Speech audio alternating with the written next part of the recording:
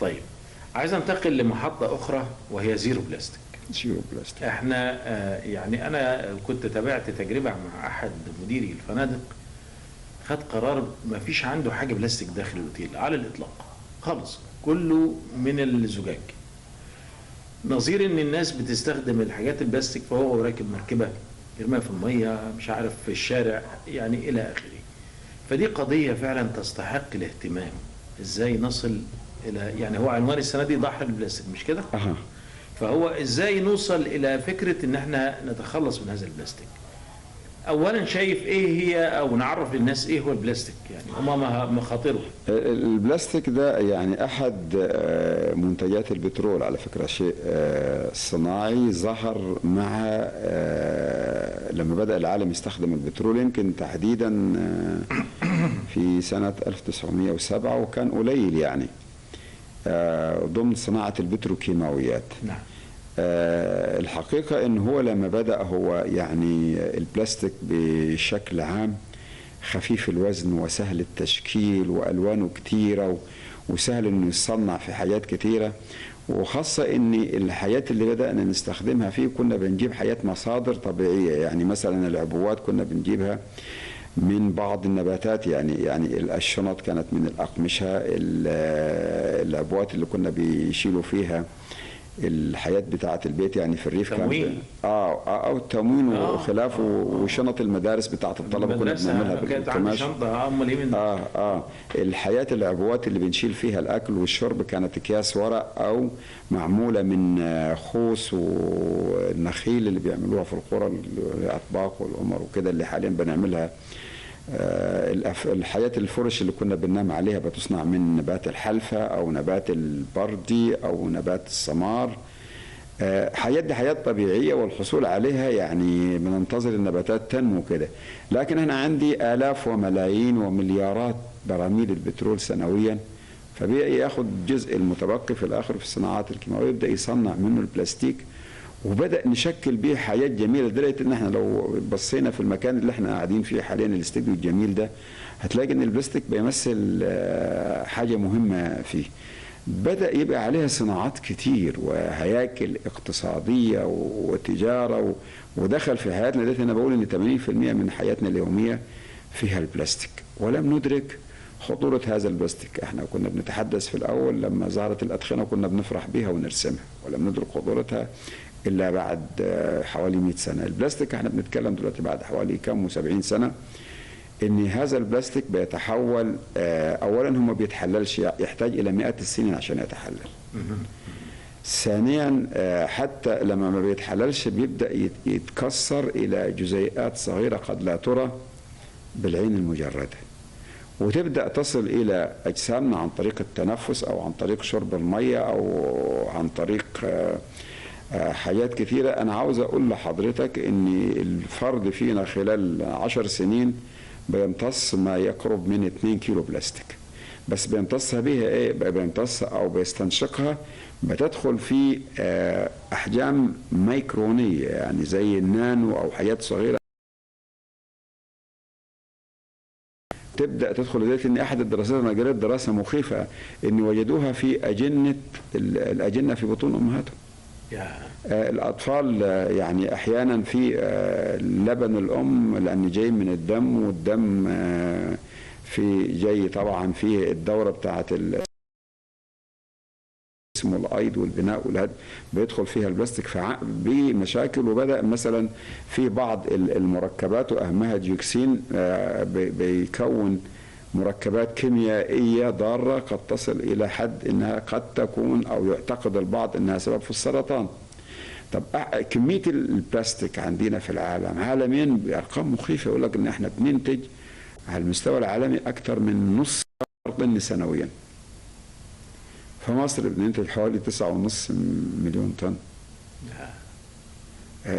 دي مسألة مخيفة. اللي عندنا كمان احنا 50% منه بيتم التخلص منه بالحرق. معنى ان انا احرقه ان انا بأطلق غاز الديوكسين او مادة الديوكسين مع الأبخرة بتاعته. دي مادة يعني البعض يتهمها ان هي بتتكون من مركبات كيميائية قد تكون لها دخل في الاصابه بالسرطان. يعني الناس بيقول لك سرطان. فيمكن اسهل حاجه احنا بنعملها من السلوكيات بتاعتنا، اسهل حاجه ان نحرق اي حاجه. احنا بنحرق المواد العضويه تطلع الكربون يسبب احترار العالم ويعمل تغيرات مناخيه. هنحرق البلاستيك، ودي فعلا كثيرا ما تحدث خاصه في الاكياس اللي اتقطعت ولا كده، ونبدا نشم البتاع ده يدخل اجسامنا ويسبب لنا امراض خطيره جدا ومشاكل كثيره جدا في البلاستيك. يمكن الحياة التانية الورق والخشب والنباتات لو طمرناها في الأرض بتتحلل وتتحول إلى مواد بولية مفيدة تفيد الأرض وتزيد من خصوبتها، لكن هذا البلاستيك يقعد مئات السنين زي ما هو. طب ضرره في استخدامه ولا ما بعد استخدامه؟ في استخدامه في ضرر. يعني هو النهارده انا اللي بنشرب فيها دي مثلا كوبايه، هو احنا لو جبنا مثلا جزازه من البلاستيك وجمدناها وفلتناها من التجميد سخناها هنبص نلاقي فيه زي شعيرات، دي اجزاء من البلاستيك تبقى تدخل جسمنا. الميه الزجاج الميه اللي بنحطها في الثلاجه علشان نشرب منها، وممكن الازازه تقعد مره اسبوع ولا ايه، فلما بنشرب بيتفاعل معاه. غالبية الزجاجات بتاعت المياه المعدنية دي استخدامها واحد، احنا نبص فيها بقى لو مكتوب عليها رقم واحد بتستخدم مرة واحدة. واحنا بنتكلم على البلاستيك ان احنا عايزين نتوقف عن استخدام البلاستيك وحيد الاستخدام. يعني في حاجات ممكن تستخدم مرات عديدة اللي هي مكتوب عليها 5، لو مكتوب عليها 6 أو 7 بتبقى يعني خطرة ان هي تستخدم اصلا. يعني عاوزين نراعي دي، ونتمنى في الفترة القادمة ان احنا نوصل وعي لأهلنا في أسوان بالأرقام دي، وانه يهتم انه يدور على الرقم اللي مكتوب ويستخدمه. يعني انا بأنصح الناس كلها ان بلاش يا جماعة زجاجة المياه الطبيعية، هي ما هياش معدنية، نحطها في الثلاجة ونستخدمها أكثر مرة، استخدام واحد بس. وابحث عن الحياة الزجاج اللي هي زجاج، وده متوفر على فكرة، بنشتريه في العصاير وفي الشربات وفي الصلصة وكده، احنا ننظفها ونستخدمها، يعني نشرب فيها المية او الحياة المعدنية. يعني انت كده كأن بتسحبنا ما هي بدائل البلاستيك.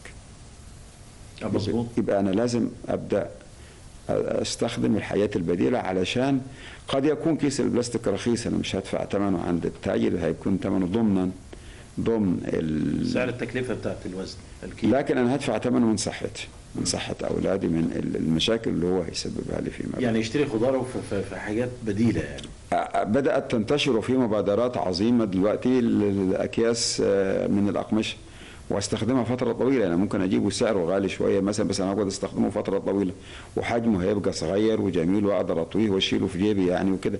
وبعدين طب ما احنا نرجع الناس الكبار في السن زي اللي شافوا السبعينات والستينات والخمسينات، كنا بنجيب الفاكهة والخضار في أكياس ورق، وكنا بنروح المدرسة ومعانا الشنطة القماش. احنا حاليا دلوقتي بنشتري الشنطه اللي هي كلها من البلاستيك. أيوة. فيعني حتى احنا لما بدا يظهر البلاستيك كنا بنجيب الشنطه اللي هي الشبك الجميله دي ونشيلها واحنا فرحانين بها، عندنا بلاستيك ونحط فيها، نشيل شنطه القماش. يبقى لابد من الان ان احنا نبحث عن بدائل البلاستيك ونستخدمها قدر الامكان. كل ما بغير حاجه اجيب البديل بتاعها ابقى انا استفدت.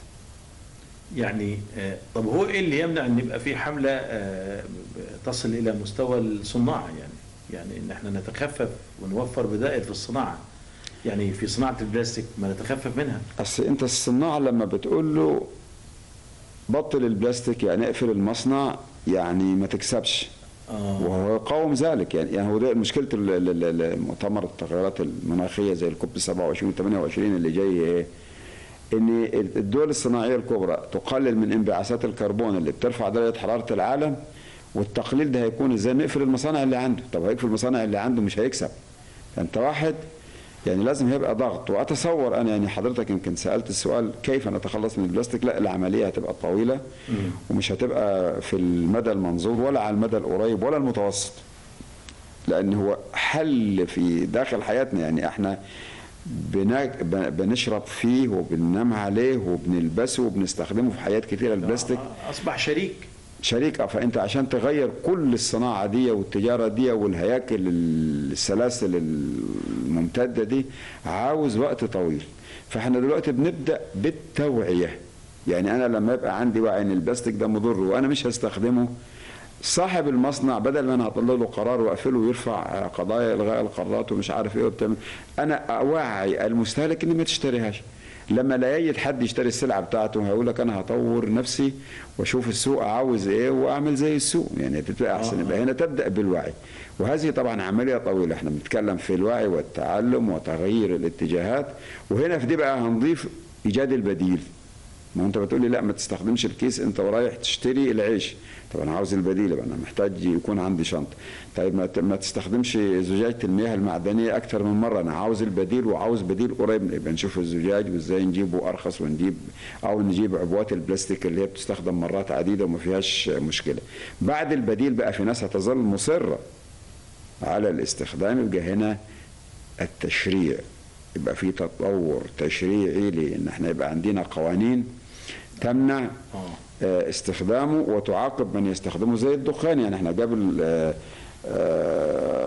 10 15 سنه لم يكن لدينا قانون يمنع التدخين في الاماكن المغلقه، كان صحيح. عادي. لكن دلوقتي حصل لما بقينا في ضرر مني بدانا نعمل تشريع. يبقى موضوع البلاستيك هيبقى التوعيه، والتوعيه انتوا كاعلام شريك مهم جدا وخطير فيها، ثم العمل على تغيير السلوكيات والاتجاهات في ذات الوقت. نعم. على الدولة ورجال الأعمال والناس والهيئات اللي عندها فلوس يعني توجد البديل الرخيص السهل المتداول الذي ينافس البلاستيك.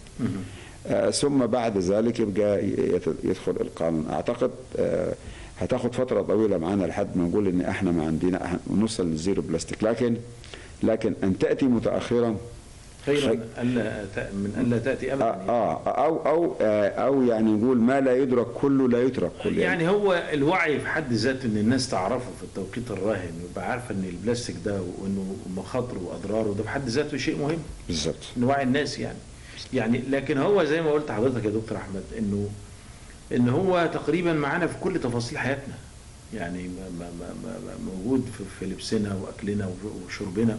فانت بتتكلم على قضيه شائكه وازاي الناس تتخلص منه. ده انا عايز اقول لك الناس او بعض الناس ازازه الميه المعدنيه دي ممكن يستخدمها في البيت سنه. صحيح. يعني يحط ميه فيها فلازم نغير ده. وبعدين حتى الكولمن بتاع الميه اللي بيحط فيه الميه ما هو بلاستيك. يعني انت هتلاقي نفسك في حاجات لازم بتشتري الفول يعني ازاي؟ انا هيبقى عندي وضع، انا بتشتري الفول في ايه؟ فكله الناس بتشتري في اكياس وحتى العيش يعني انا ممكن يبقى عندي القناعه ان انا هغير، بس المهم يبقى في بدائل. ما هو ده اللي بنتكلم فيه. ما هي منظومه او مجموعه من العناصر لازم تتوفر كلها. يعني عايزه تضافر مجتمع. بالظبط. وفي مبادرات وفي بدات ناس تنتج الحياه شنط الأقمشة والعبوات اللي ما هياش بلاستيك. يعني هقول لك مثال عندنا في الزراعة، طبعا المهنة لازم تحكم يعني. في عندنا الناس اللي بتنتج شتلات مثلا الطماطم وشتلات كل الشتلات والشتلات القصب دلوقتي طبعا الموضة الجديدة والحاجة العظيمة اللي بنعملها. الشتلات كان يعني ابتداء احنا بنطلعها او القاعدة اللي عندنا في أكياس سوداء الصغيرة دي اللي بتتحط فيها. طب هذا الكيس بعد ما نروح للحقل بيتقطع ويترمي في الأرض، بيبقى نوع من تلوث التربة الزراعية وياخد عدة مئات من السنين عشان يتحلل.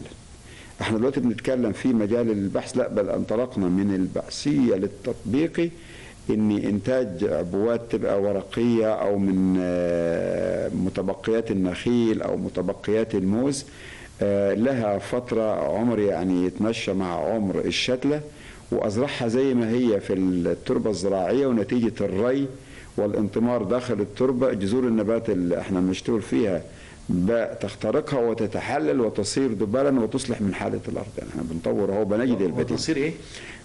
مادة عضوية أو مادة دبالية تصلح من التركيب الطبيعي والكيميائي للتربة. مفيدة يعني كمان. مفيدة فيعني في البحث العلمي بيجب ونصل إلى التطبيق وموجودة نماذج لها، لكن بقى بعد شوية تبقى الصناعات بقى تتناولها الصناعات ويبدأ سعرها يبقى رخيص وتبقى سهلة التداول وتبقى في ارتباط بينها وما بين الشتلة بتاعتها. يعني أنا حاطط فيها شتلة أنا عارفها تتحلل أو تتمزق بعد مثلا 30 يوم اللي هو عمر الشتلة، أو 60 يوم لو شتلات زي قصب السكر.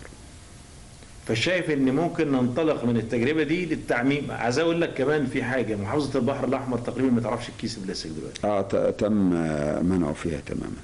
يعني خدت مبادره ومشيت فيها. يا ريت برضه احنا عندنا في اسوان نعمل ده. ما هو برضو دي حاجة كويسة ومبادرة عظيمة، لازم يعني احنا ننظر إليها بشكل جيد ونشوف تقييم ليها وهل ينفع تطبق في أسوان ولا لا. ليه؟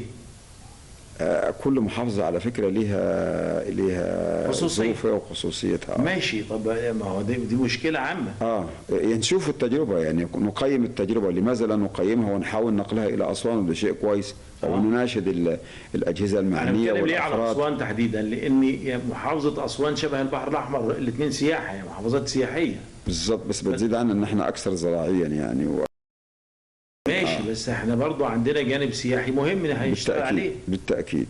بالتأكيد. طيب، كمان انعكاس البلاستيك على البيئات البحرية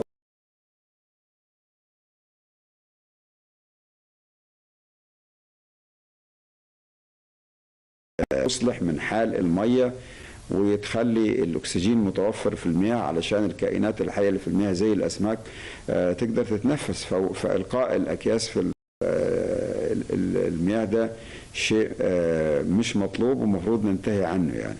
كلام مظبوط. دكتور احمد، احنا وقتنا خلص، لو حابب تضيف اي حاجه احنا تحت امرك يعني. ما اود اضافته ان احنا في اسوان يعني هيكون لنا مبادرات ولقاءات كثيره حول اسوان خاليه من البلاستيك، وهذه هي الرؤيه الخاصه بنا. نتمنى ان هنعمل هذه المبادره من خلال الاتحاد النوعي للبيئه باسوان والمنتدى المحلي للتنميه المستدامه باسوان، ونتمنى الاعلام يدعمنا والاهالي تشارك معنا والجهات التنفيذيه بدءا من المحافظه. انا شايف ان هم عندهم استعداد، او اداره البيئه في المحافظه والتربيه والتعليم وكل الجهات، ونتعشم ان نتقدم في هذه الخطوات، ان نقدر نعمل توعيه ونجد البدائل مع الجهات ذات الشأن، ويبقى أسوان خالية من البلاستيك إن شاء الله على مدى قريب يعني إن شاء الله. أستاذ الدكتور أحمد زكي أبو كنيز، رئيس الاتحاد النوعي للبيئة بأسوان ورئيس المنتدى المحلي للتنمية المستدامة بأسوان، أنا بشكر حضرتك شكرا جزيلا، نورتنا وأسعدتنا. شكرا، وأنا سعيد أني يمكن كانت الانطلاقة الأولى للحديث حول البلاستيك من خلال منتدى التنمية المستدامة من على أثير قناة طيبة الفضائية ومع حضرتك في شارع الجنوب. شكرا. شكرا يا دكتور. سيداتي والسادة، في الختام بشكر حضراتكم واتمنى ان نصل الى الزيرو بلاستيك يا رب باذن الله خلال الفتره القادمه، وتعود البيئه كما كانت الى سابق عهدها، بيئه نظيفه، بيئه بالفعل تستحق ان نحافظ عليها. بشكر زملائي الفريق التقني والهندسي والزملاء بغرفه الكنترول، لهم مني كل التحيه والتقدير. بشكر زميلي عطا القاضي الذي اعد هذه الليله من شارع الجنوب، والشكر موصول للزميل مصطفى بسطام مدير التصوير والإخراج للزميلين خالد فرح وإسماعيل عرفان. وهذه تحياتي، خالد سيد النوبي من أسوان، لكم الحب كله. شكرا لكم وإلى اللقاء.